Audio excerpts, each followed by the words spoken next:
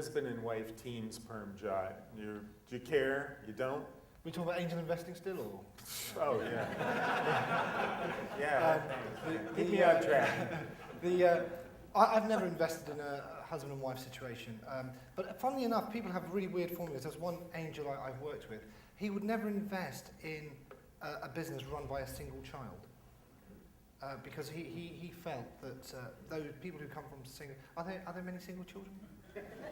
Before, I just need to know how many people I can offend before. So I've offended Europeans, just don't want to offend single children. The problem was he felt that they had not learned how to negotiate and how to share things, and that if they were a single child, they would tend to be spoiled. So I don't know if it's true, but if that's the formula that's you used to a use. new criteria. I can picture using that. Yeah, where are you in the pecking order of siblings? Yeah, absolutely. So I think I've never worked. Sorry, I've had two actually, and both of them have flopped. I have a lot of flops, don't I? yeah. Why did you ask that question? Well, the husband and wife team, I guess. They gang up on the directors often. Well, I figure what I feel like is happening is you're talking to one of the two, and the head is nodding, and you think there's listening occurring, and then I picture what's really happening is they go home that night and pillow talk settles the issue. They're in bed with each other, but not with the board. Literally, yeah. Can you imagine the board being in bed with them? Yeah. Let's stop. I've just to my horror realised that one of the ventures I've just started is actually with a husband and wife team. So I've just realised, and they're both in this room. So I better, if I can, I'll please. So we're just going to sweep this off the table, but then back home in Los Angeles, Tech Coast Angels funded all these companies, and I was interviewing for the Frank Peters Show again, one of my favorite local VCs.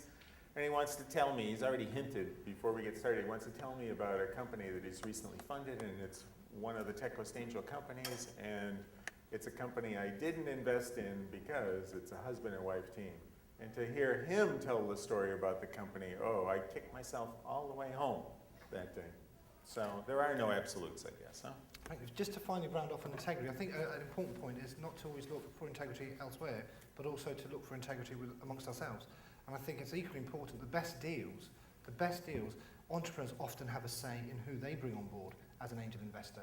So I think the way we conduct ourselves is very important, and I've always tried to act myself with integrity so that if an entrepreneur had a choice between the investors, that they would actually choose me. Because I don't want to invest in deals that no one else wants to invest in. I would like to invest in a deal where actually there is slight crowding that's out. a great segue. He's reading my slides here. My notes is, I call it raising too little. And I thought I learned a lesson in investing. November 2007, Tech Coast Angels, I said, did the biggest raise in its history, $3.3 million. Now, we didn't do that alone. We had the Life Science Angels, the Pasadena Angels, a VC from Kentucky, a venture capitalist from London. We all pooled our money, $3.3 million. It was funny, the old timers at Tech Coast Angels said, we did bigger deals in the old days. But it was the biggest deal we'd ever done, and I'm thinking, this is my investment strategy from this point forward. I'm only going to invest in big deals where everybody's in the bathtub together. I'm thinking, if the company ever needs more money, look at all the people we'll be able to pass the hat to. But ironically, that was November 2007, there hasn't been a deal like that. We haven't done a deal. We haven't attracted a big group of people like that.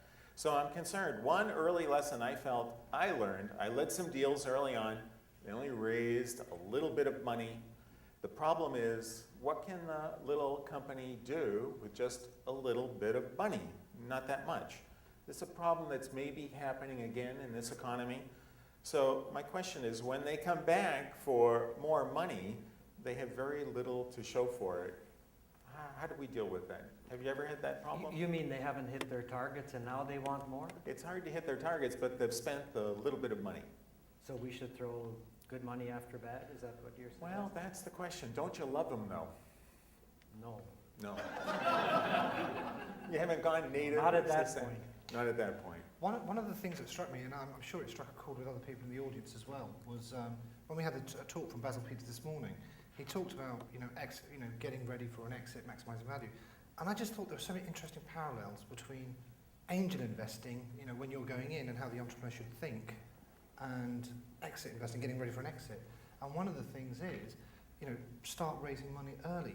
Because you know, I've had a situation where a company ran out of cash. The entrepreneur thought he was doing a great thing by suddenly injecting some personal money into the business as a loan. But actually, the board, we decided to fire him. And that was not because, you know, his heart was in the right place, but his head wasn't. Because he did not know that his business would actually need him to make a personal loan in the previous board meeting we had, which hadn't been actually that long ago. So I'm always nervous about companies that have to raise money for unforeseen circumstances, because I think one of the things I always like is time. If any of my companies come to me and expect me to do anything within 24 hours, no matter how good the situation is, well, not 24 hours, but a week or 2 weeks or something, and we've probably all been in that situation as well, you just have to walk away, because that is not a management team managing the business. But I think it's a fact of life that whether they don't hit their, or don't hit their targets, they need more money. And it's impossible nowadays to raise everything up front. You've got to do it in steps, partly because of dilution concerns and other issues. But I think the important thing, and for me now, one of the things, and going back to my first experience where I lost my first 100, that was a lone investment. I was the only person in there. And one of the reasons I started the Vancouver Angel Network 10 years ago was because I want to hear other people's opinions in looking at a deal, but I also want company. And I like getting in deals where there are lots of angels, maybe even a VC or two, and we've seen that happening more and more recently. And then you've got some company. And then if the company does need more money, there are people around the table who can either pony up or have access to others who might come in at that stage. That's the safety in numbers. Yeah, and I think if you do that, those companies that have a good group of investors, they don't have to struggle. That's why we like angel groups, right? Yes. I was investing all by myself, and I felt like I was getting taken advantage of. I'm really such a nice guy. You know, I wanted to write everybody a check. So Frank, on average, on those deals where you invested alone, I'm curious, did you do less well than on those where you had a group together? I have a beautiful jacket. I can wear it in weather like this. We have in Toronto a nice warm jacket. I say that jacket cost me $200,000. Because that's all I got from my investment in that company was a beautiful jacket with their logo on it.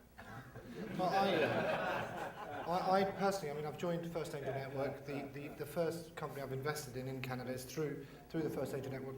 I cannot foresee a circumstance in the next 12 months to 18 months where I would invest in anything in Canada unless it was through the First Angel Network, simply because it'd be arrogance of me to assume I know Canada. I don't know the people, I don't know the structures, the law, etc. It's all slightly different, it's all about the margins. The First Angel Network was a great network. They've taken me on, so I trust them to do the due diligence, and therefore I go ahead and invest. I'm sorry I'm talking about First Angel Network. That's the only network I've had lots of experience of. I'm sure across Canada, you know, the same holds true.